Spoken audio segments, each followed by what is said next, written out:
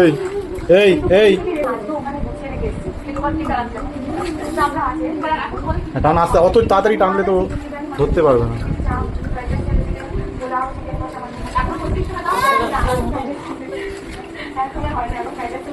তুই টান টান টেনে নিয়ে যা, একটু বেরিয়ে যা, না লাগবে।